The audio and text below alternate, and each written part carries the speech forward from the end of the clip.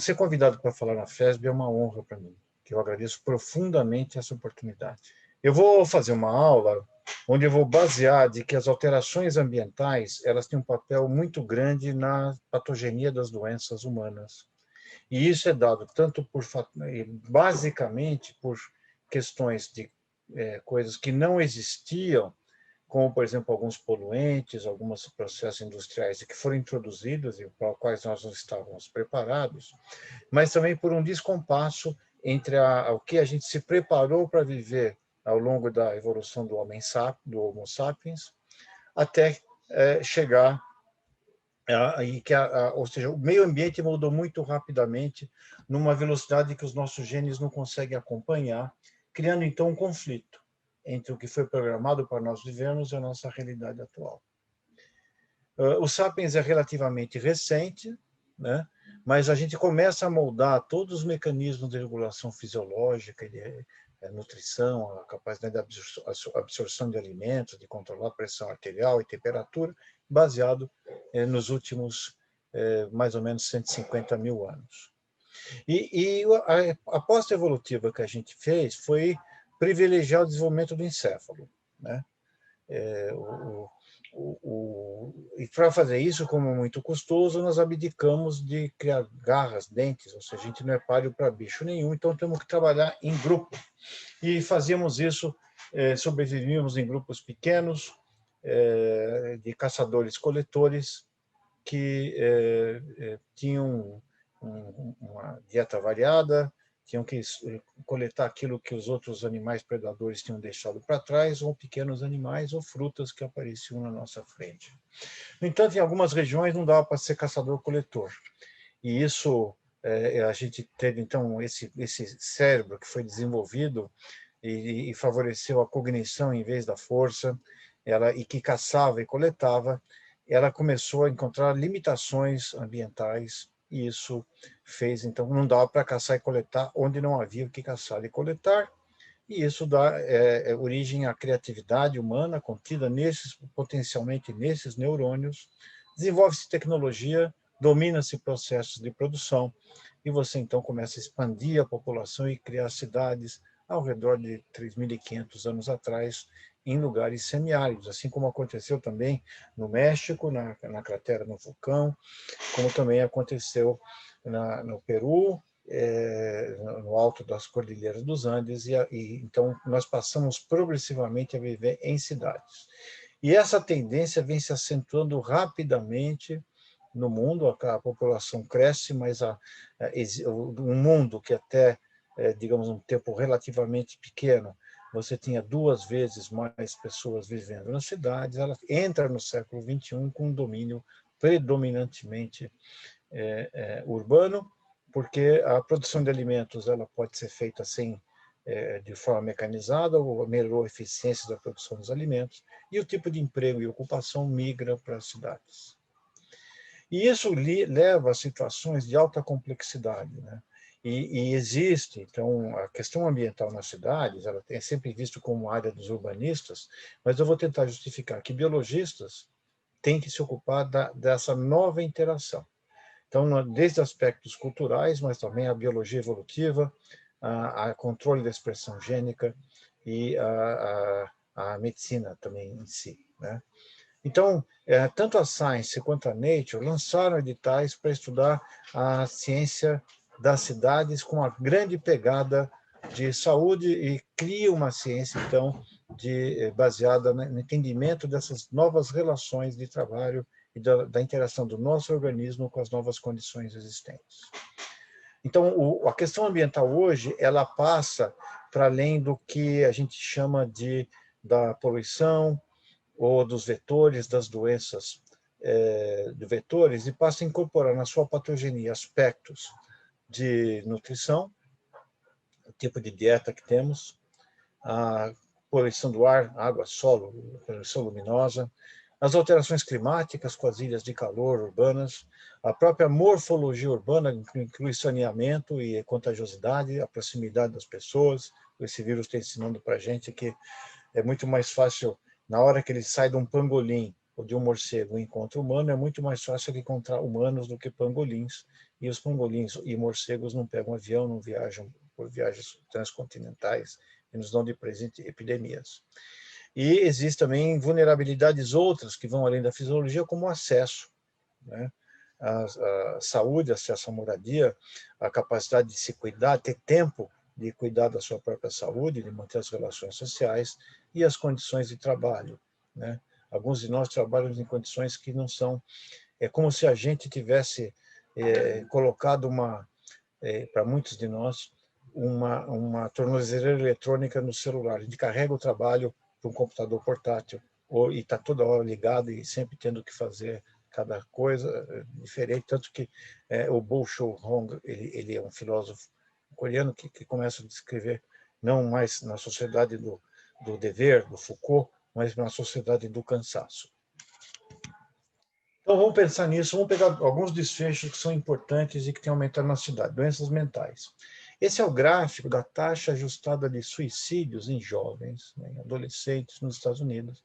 E veja que a partir isso a mesma coisa acontece no Brasil, acontece até mais. A mortalidade por 100 mil habitantes nos Estados Unidos aumentou muito nos últimos anos, e em São Paulo, nos últimos 15 anos, ela aumentou 10 vezes, muito maior, né? Taxa de suicídio na faixa de 4 a 19 anos. E o que mais aumentou foi em crianças. E isso também não é só as questões do ambiente, inclusive do ambiente da internet, né?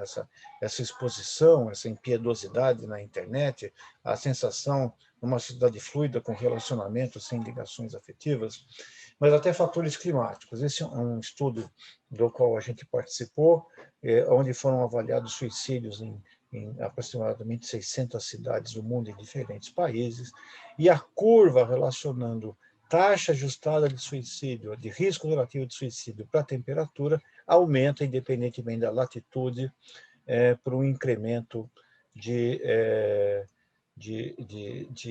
suicídio com a temperatura ambiente.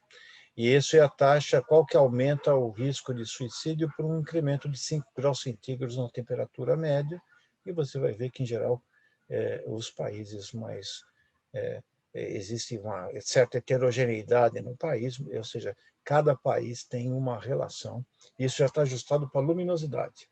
Quer dizer, não é só aquela história da melatonina como protetora, e a relação disso, depois de estar investindo, que os níveis de serotonina participam, a serotonina também participa da termorregulação, e existe uma redução dos níveis de serotonina nos dias de maior temperatura. Bom, então, veja como está complexo isso, né?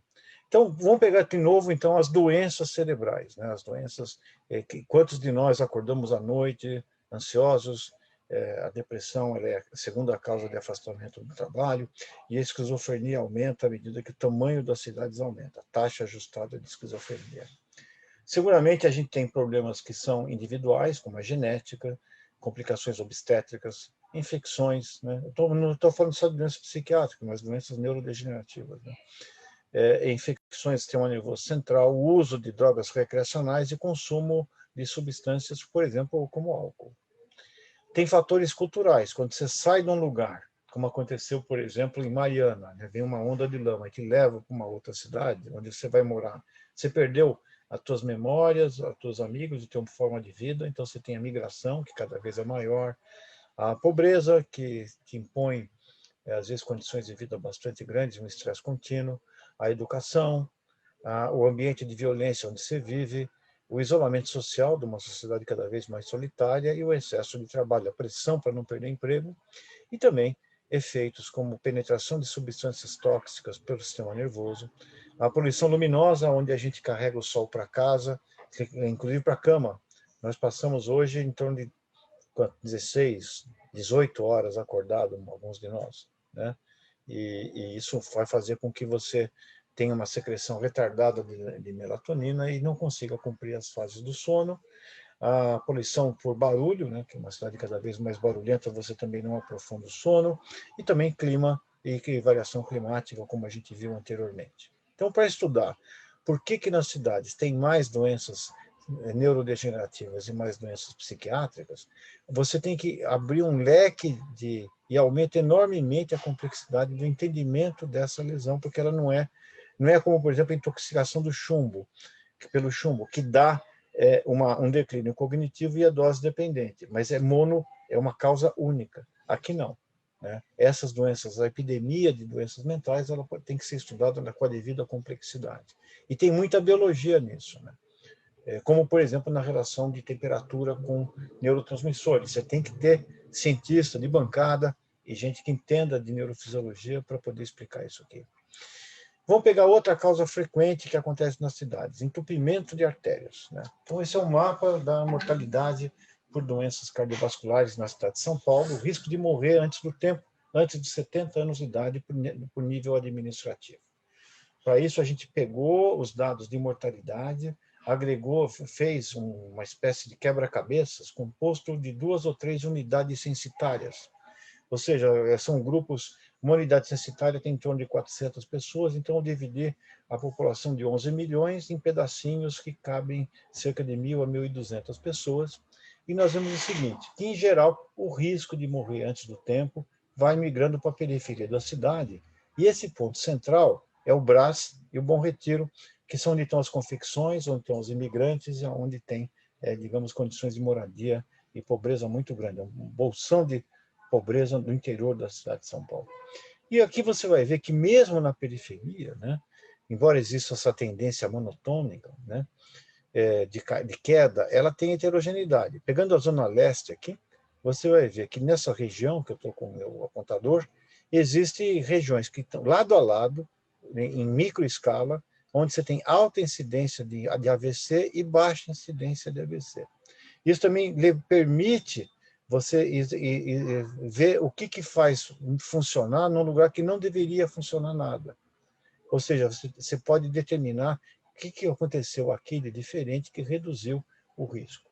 Né? Bom, quando você pega essa variabilidade e coloca faz como risco de morrer antes do tempo, com uma função da distância do centro, da renda, da etnia e da educação, você explica só isso, só com isso, com essas 4 variáveis, 62% do sinal.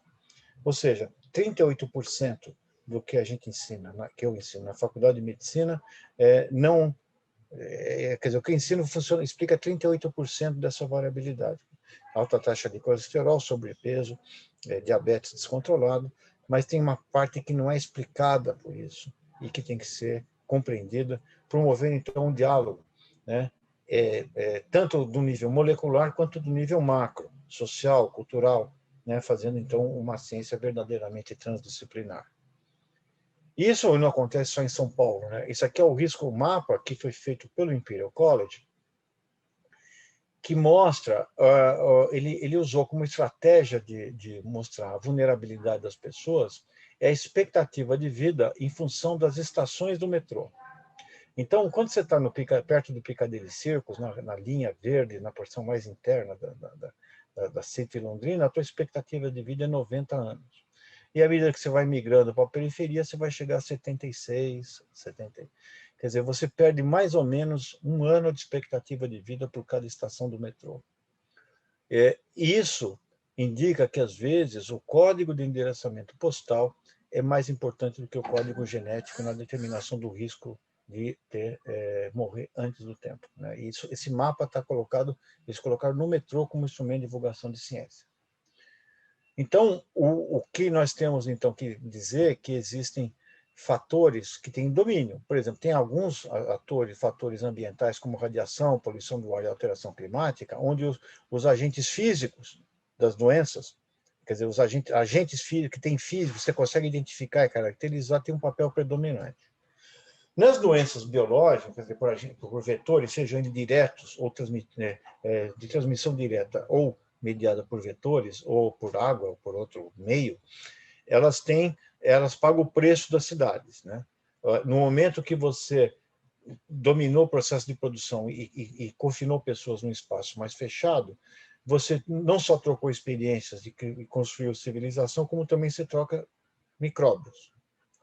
Então, e a falta de saneamento, então, ela junto com a presença de agentes infecciosos, muitos deles que pularam dos bichos que a gente domesticou para nós, né? Mais ou menos 70% dos agentes infecciosos que nós temos hoje vieram de nós mesmos, né? de agentes pularam são epizootias.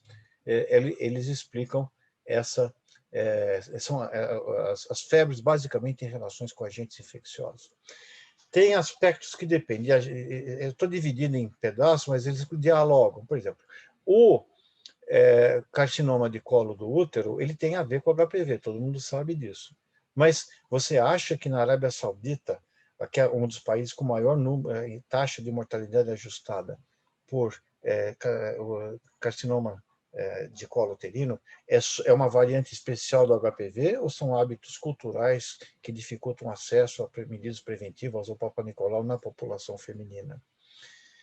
Os fatores econômicos, às vezes, são dominantes no tocante, por exemplo, a capacidade de comprar comida boa, de se exercitar, de ter tempo para cuidar de si próprio. E até do ambiente digital, que eu acredito que nesse mundo onde a gente está permanentemente sendo solicitado, aquele estresse que a gente gera de baixa intensidade, mas contínuo, ajuda a trabalhar, a fazer, junto com fatores genéticos, a deflagrar ansiedade e algumas doenças psiquiátricas. E aí começa a entender se a gente está tendo, se a gente mudou muito rapidamente o mundo, e você leva uma coisa que eu chamo de descompasso evolutivo entre o ambiente para o qual você se preparou para viver e aquele que você está vivendo hoje, que a mesma espécie está vivendo hoje. Então você tem, por exemplo, negócios que eram vantajosos na época, mas que hoje deixaram de ser. Por exemplo, você tem uma alteração na sequência primária da molécula da hemoglobina, dava vantagem, resistência ao falcíparo, né? Então, isso fez com que heterozigotos para anemia falciforme tivessem maior sobrevivência e procriassem mais, mas quando você diminuiu a malária no Mediterrâneo, sobrou só anemia falciforme. A mesma coisa eu posso lembrar a absorção de alimentos, né? A gente é a espécie que mais, para manter esse cabeção, esse cérebro, você consome mais ou menos 22% da energia que você produz, então você tem que comer muito. E para comer muito, você tem várias adaptações digestivas, você põe 2 quilos de bactéria no intestino para absorver alimentos, você domina o processo de produção de alimentos, a própria cozinhar faz com que você come, o cozimento do alimento permite que você coma muita proteína e dando um tempo muito menor. Então, e com isso você fez, tem exemplos então de descompasso do que era vantajoso quando a regra era passar fome, e, por exemplo, a obesidade é consequência essa mesma vantagem no passado passou a ser desvantagem no momento presente. Existe coevolução, né? A resistência, por exemplo, de agentes infecciosos, né? Que hoje é uma epidemia, nós estamos com uma previsão que daqui a 10 anos vai ter pouco antibiótico que funcione. Ele é fruto da seleção natural, da velocidade, né, de adaptação, que uma bactéria ela faz uma mutação muito rápida e transmite através de plasmídios para as outras. Então, o que para nós são horas, para a bactéria é uma vida inteira. Ela consegue fazer isso muito rápido e, consequentemente, nós estamos hoje com um problema. E a mesma coisa acontece com o mosquito, o Aedes aegypti, com resistência a inseticidas e assim por diante. Então, nós temos que quanto mais complexo o indivíduo, menor é a capacidade adaptativa dos nossos genes, e tem limites. Você não consegue voltar para trás.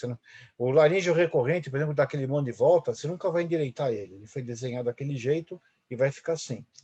Então, eles geralmente não voltam para trás e você tem dificuldades para adquirir fazer mudanças importantes de um design consolidado. Em geral, quanto mais evoluído é o agente, menor é a capacidade de adaptação. Então, basicamente, essa é a velocidade da mudança ambiental, e esse é o meu jabuti, o Bartolo, em foto natural, e fez uma pose mostrando que essa é a velocidade da mudança, da nossa capacidade adaptativa. Então, eu vou passar para frente, então eu vou só chegar numa relação que também é importante olhar para trás, né? Então, vou dar um exemplo da obesidade e doença cardiovascular. Isso aqui é um estudo feito em múmias, né? Que tem um ambulatório de múmia, que chama Projeto Horus. E esse projeto tem múmias das Ilhas Faroe, no norte da América do Norte, né? A comida é peixe, tem do México, do Egito e do Peru, e das 420 múmias que eles acompanham, mais ou menos em 180 eles conseguiram achar, por tomografia, a coronária e a carótida, e mediram o score de cálcio. E se viu que 30% das múmias tinham score de cálcio elevado. E a primeira interpretação desse artigo era de que a genética era o papel dominante ou seja, era na patogenia da aterosclerose, ou seja, 30% de nós ia ter que tomar estatina durante a vida. Isso começou a ser revisto por um outro grupo de patologistas que tem uma tomografia portátil e mede score de cálcio em várias regiões do mundo. E o recorde negativo, quer dizer, quem tem melhor saúde coronariana, é essa tribo que que eles estudaram de caçadores-coletores na Bolívia amazônica, os Tsimane. Os Tsimane, eles têm muito menos score de cálcio em função da idade do que o norte-americano. O americano é o vermelho, o Tsimane é aqui, o verde, né? E isso é tanto para homens quanto mulheres. Pô, isso começou a ver, mas então não é genética, né? É hábito. E esses Tsimane, eles têm uma vida completamente diferente. Eles têm uma dieta variada, eles caminham 15 quilômetros por dia, não tem que pagar cartão de crédito, não ficam ouvindo bobagem na televisão. Eles têm uma proteína C reativa lá em cima, mas também é tudo TH2, porque eles têm euminto. Os eumintos também absorvem gordura, né? Tanto que quando você tira parasita, você tira sujeira, você muda o perfil imunológico de TH2 para TH1 e pode ter algumas doenças mais graves. Então, eles morrem muito na primeira infância, mas se ultrapassam essa fase, eles vão melhor do que os norte-americanos, né?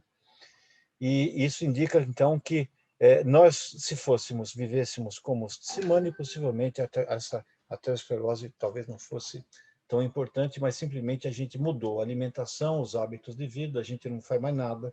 Nosso trabalho é digitar no computador, dar um enter, e o nosso carro tem 6 pneus, 4 no chão, um no step e um na cintura, porque nem para caminhar a gente consegue fazer mais nada. Então, vamos lá, vamos pegar um outro exemplo, mudança climática, né? Então, esse aqui é um esquema muito simples da tradução do sinal de temperatura para o nosso corpo. Então, existe a transmissão da temperatura por radiação ou condução, você tem termorreceptores, isso é encaminhado para neurônios sensitivos da medula espinal, chega no córtex, em 2 regiões, tanto na córtex como no núcleo parabraquial. Você vai, então, isso é processado à ordem no núcleo óptico hipotalâmico, e se está quente, você transpira, faz dilatação periférica e diminui a produção de cortisol, de adrenalina e cortisol. Desacelera, então, a taxa metabólica, e o contrário acontece quando esfria, inclusive com estímulo de produção de calor pela gordura marrom que temos. Bom, então, o que acontece, né? A gente, se a vida dos sapiens começa em torno de 250 mil anos, possivelmente no altiplano africano, lá você tinha uma temperatura muito maior. Eu vou direto para cá, né? Então, só para voltando na fisiologia, nós temos várias famílias de termorreceptor que respondem a diferentes picos de temperatura, né? E isso, nós vimos que o tipo de termorreceptor é muito importante na adaptação do corpo à temperatura que nós estamos vivendo, porque se não começamos no paralelo 10, como é que a gente chegou nas latitudes extremas, né? E tem alterações, inclusive, da cor da pele, com a produção de uma mutação no receptor de melanocortina, que possivelmente ocorreu aproximadamente há mais ou menos 80 mil anos atrás, onde você começa a ter, então, se proteger do sol intenso, né, para não ter oxidação da vitamina B12 e permitindo passar o suficiente para você oxidar o tococalciferol e fazer vitamina D. E à medida que você foi indo para a latitude mais extrema, menos sol e mais frio, você muda não só os termorreceptores, mas a cor da pele. Então, os polimorfismos da variação da melanocortina são importantes e muda até a compressão física, né? Esse é um grupo de pastores da Etiópia, que são longilíneos, têm um tipo de musculatura adequada, um tipo de sudorese adequado, e aqui são os Inuits, todos brevilíneos, com um IMC alto, porque eles usam a gordura como adiposidade e também tem mecanismos distintos de vasoconstrição. Então, é só que essa mudança que ocorreu ao longo de, literalmente, dezenas de milhares de anos, ela está sendo acelerada enormemente pelas mudanças climáticas e também pelo envelhecimento da população. Então, quer dizer, você tem indivíduos com arteriosclerose ou diabetes, como é que isso vai mudar a capacidade, por exemplo, do relaxamento ou dilatação vascular, né? E isso se reflete nisso. Então, aqui é um estudo que a gente fez, que comparou também várias cidades do mundo, que mostra como é que a gente morre em função das temperaturas, né? Então, geralmente, aqui a gente tem, vou pegar os casos de São Paulo, você tem uma zona de conforto térmico, e nos 5%, e você tem uma... Então, aqui você começa, a gente definiu a mediana, aqui seria o ponto de menor efeito, a temperatura não acontece nada, muda, né? Você vai ver em Roma, por exemplo, a temperatura de menor efeito é ao redor de 20 graus.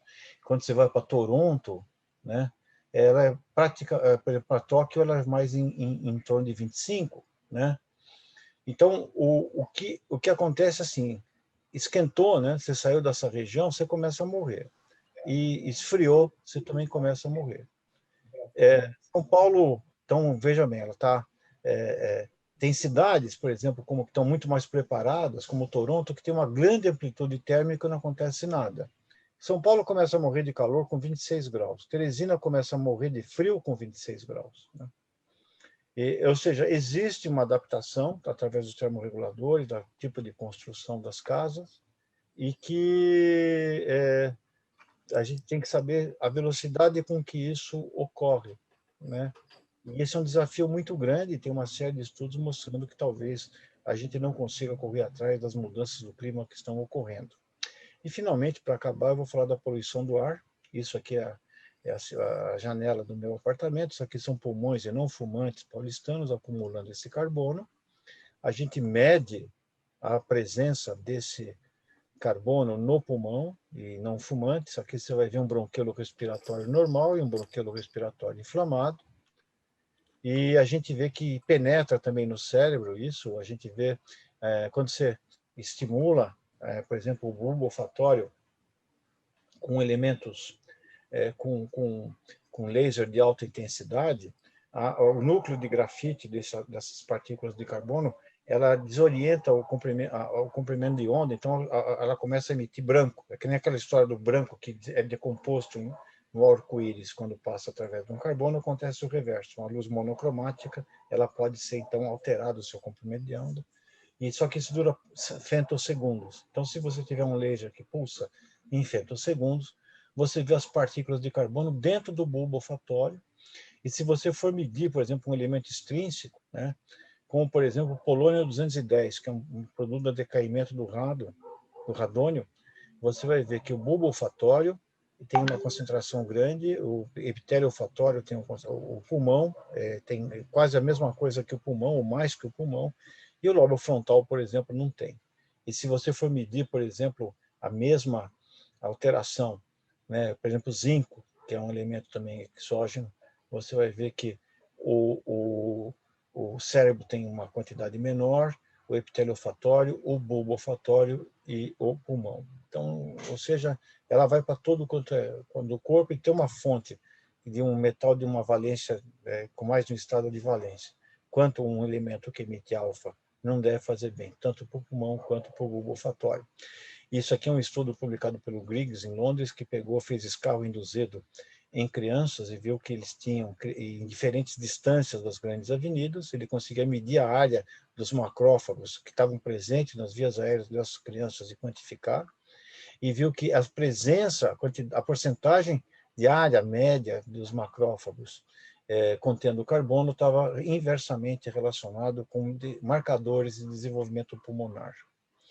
E se você quantificar isso, né, a gente faz isso na autópsia da faculdade, estamos agora com quase 700 pacientes avaliados, não fumante, essa deposição, essa tatuagem de carbono no pulmão, aqui você vai ver o que os não fumantes têm, é como se fumássemos um pouco, a conta disso dá 3 cigarros por dia, ajustado já para a idade, e você vai ver que a distribuição da poluição está na periferia da cidade de São Paulo, né?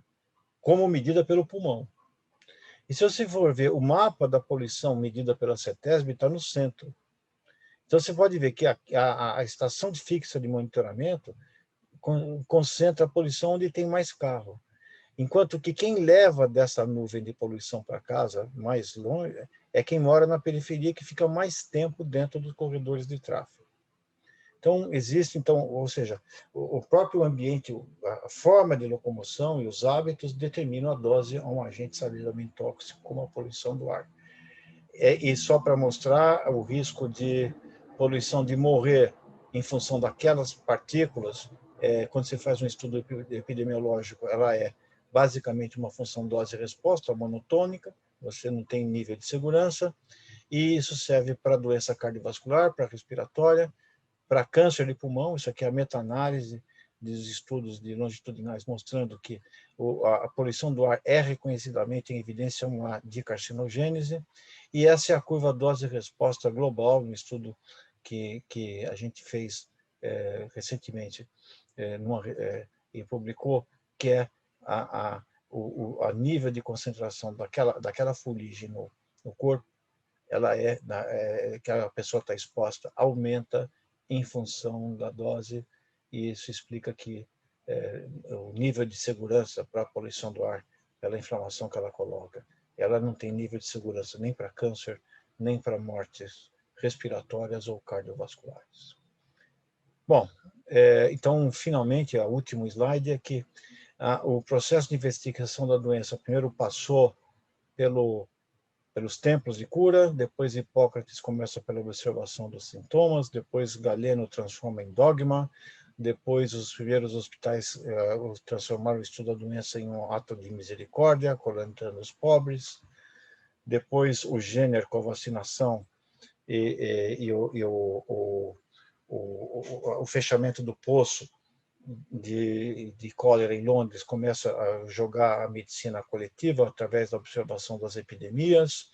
Depois vem Pasteur e inaugura a medicina científica, e talvez seja o momento que nós tenhamos que integrar tudo isso, pelo menos dessa linha para cá, né, os aspectos coletivos da ciência e a relação do homem com seu ambiente, a sua integração, no estudo das doenças, e a gente precisa colocar pesquisa de ponta para investigar esses mecanismos.